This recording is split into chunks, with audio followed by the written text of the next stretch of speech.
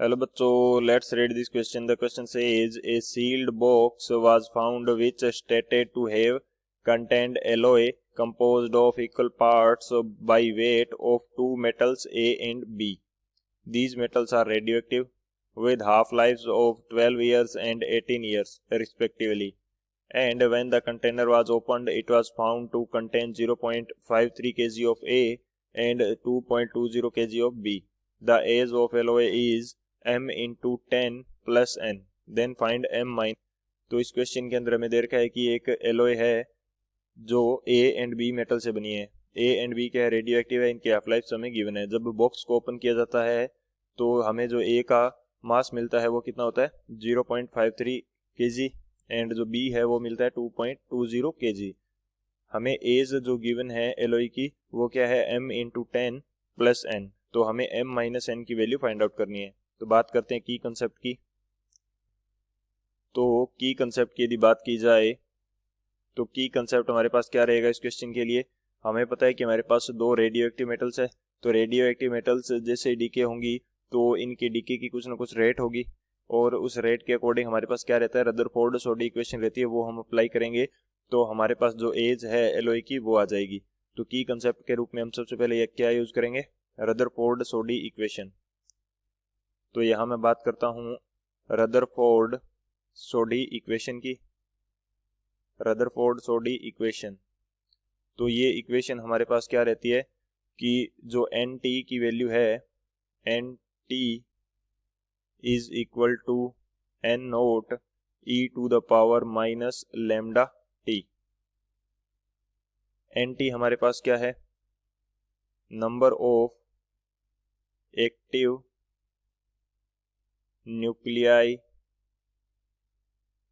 Eight time t, 8 time T.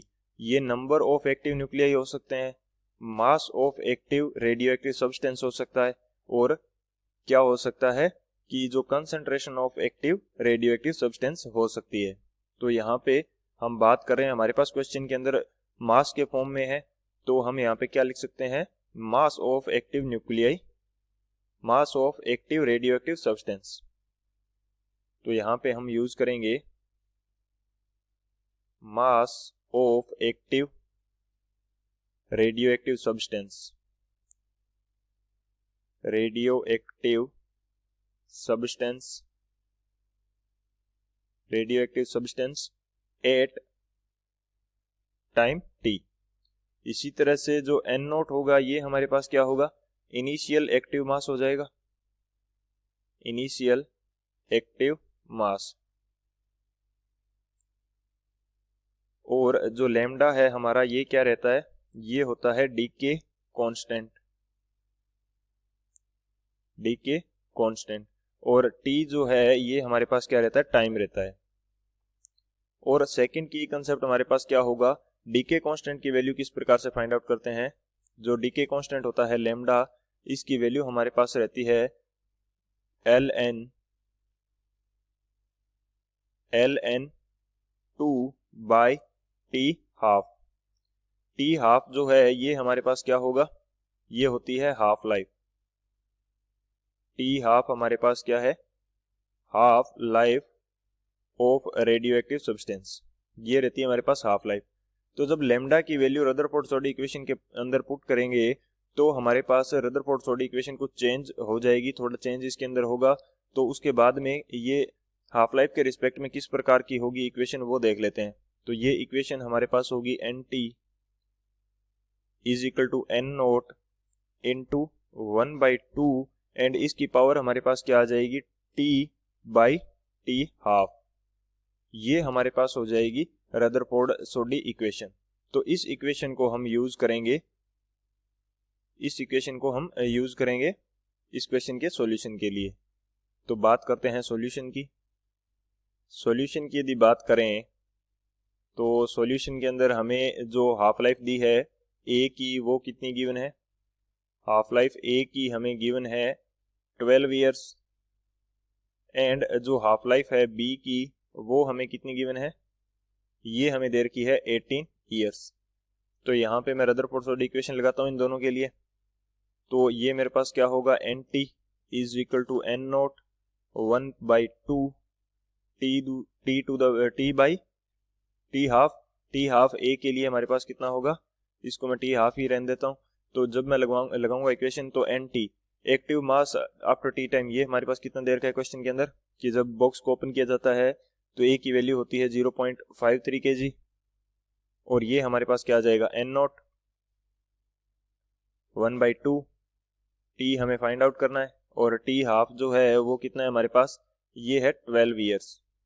इसी तरह से जब बी के लिए अप्लाई करेंगे तो बी का एक्टिव मास कितना है हमारे पास 2.20, which is equal to n naught into half, and इसकी पावर क्या हो जाएगी, टी बाई हाफ लाइफ इसकी कितनी है 18 ईयर्स।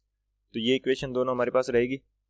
तो फर्स्ट जो ए है, इससे एन नॉट की वैल्यू कितनी आ जाएगी, ये हमारे पास आ जाएगा 0.53 डिवाइडेड बाई 1/2, और इसकी पावर क्या है टी बाई 12, और बी से हमारे पास कितनी वैल्यू आएगी, एन नोट क्या आ जाएगा 2.20 डिवाइडेड बाई 1/2, एंड इसकी पावर क्या है टी बाई 18।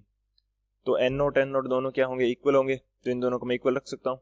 तो इक्वल रखेंगे तो ये वैल्यू हमारे पास कितनी आ जाएगी, ये हमारे पास आ जाएगी 2.20, विच इज इक्वल टू कितना आ जाएगा 0.53, और हमारे पास जो टी हाफ है 1 टू द पावर क्या है, 1 to the power t by 18 है, और नेगेटिव में आके क्या हो जाएगा, टी बाई 12 हो जाएगा। तो जब इन दोनों को सॉल्व करेंगे तो ये वैल्यू हमारे पास कितनी आएगी, ये वैल्यू हमारे पास आ जाएगी 2.20 के अंदर 0.53 का डिवाइड करेंगे तो ये हमारे पास आ जाएगा 4.15, which is equal to 1/2, and इसकी पावर हमारे पास क्या है, दोनों का एलसीएम लेके सॉल्व करेंगे तो ये हमारे पास आ जाएगा -t/36। तो ये वैल्यू हमारे पास आएगी। इसको 4.15 को रफली मैं कितना ले सकता हूँ, 4 ले सकता हूँ, और जब पावर को पॉजिटिव में करेंगे तो ये आ जाएगी 2 की पावर कितनी आ जाएगी, t/36। ओके, तो 4 को मैं लिख सकता हूँ 2 टू द पावर 2, यानी कि 2 की स्क्वायर 4 होता है मेरे पास, तो इसको मैं क्या लिख सकता हूँ 2 to the power 2, which is equal to 2 to the power t/36।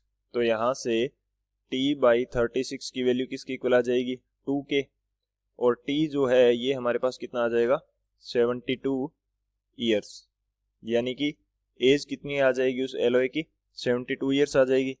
हमें क्वेश्चन के अंदर एज कितनी दी है, हमें क्वेश्चन के अंदर एज दी है इसकी m × 10 + n, ये हमें एज दी है, हमें एज दी है m + 10 × n, ये हमें एज इसकी दे रखी, सॉरी m × 10 + n एज दी है, m × 10 + n, और ये हमारे पास है 72। तो 72 को मैं किस तरह से लिख सकता हूँ, इसको मैं लिख सकता हूँ 70 + 2, इसको क्या लिख सकता हूँ 70 + 2, और 70 को मैं किस प्रकार से लिख सकता हूँ 7 × 10 + 2 ईयर्स। तो यहाँ से m की वैल्यू हमारे पास कितनी आ रही है, कंपैरिजन करेंगे तो m की वैल्यू हमारे पास आ रही है 7, और n की वैल्यू हमारे पास कितनी आ रही है, n की वैल्यू आ रही है 2। हमें क्वेश्चन के अंदर फाइंड आउट करना है m - n, तो 7 - 2 विच इज इक्वल टू 5। तो m - n हमारे पास कितना आएगा, 5 आएगा, और यही हमें क्वेश्चन के अंदर फाइंड आउट करना है।